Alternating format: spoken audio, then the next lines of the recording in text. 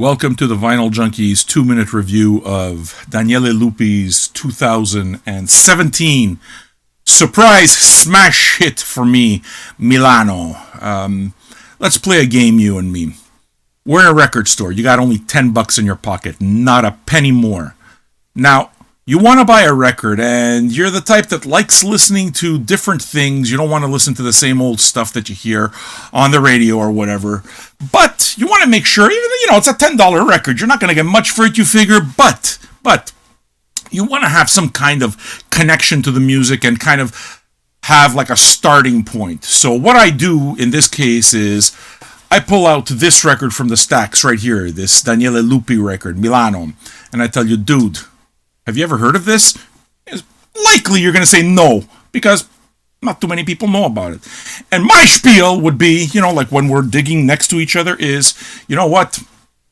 It's the best record I listened to that came to me as a total surprise, which is to say not the best of 2017, but the biggest surprise of 2017. Caught me off guard because it's a record I didn't like.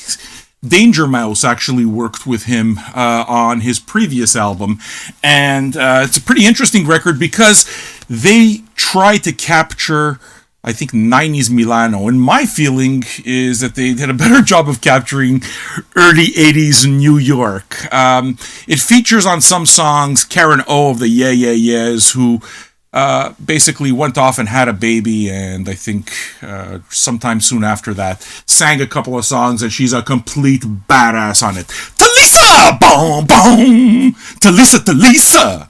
You'll see, it's good.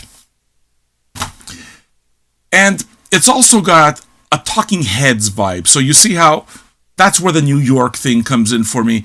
There's one song especially that sounds very David Byrne, the first song on the second side. And it kind of reminds me a bit of Blondie and that kind of post-punk feel.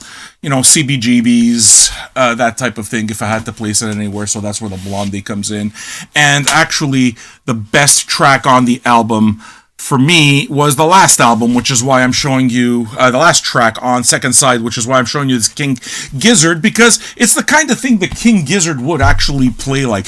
It sounds to me, it's an instrumental, and it sounds like the soundtrack to an Almodovar movie. So if you imagine kind of like one of those half titty bars in a Pedro Almodovar movie, or Robert Rodriguez, what's the name of that Netflix show there where he's got the bar in Mexico and like all the devils go to it? Imagine the music in that. That's what this last song sounds like. And on top of everything, it's $10. That's it! Free shipping? Yes! Can you believe it? Now, do you keep that $10 in your pocket? Or do you look at the link down there and you say, this sounds like a fucking deal. I gotta take it. That's my 2-minute review.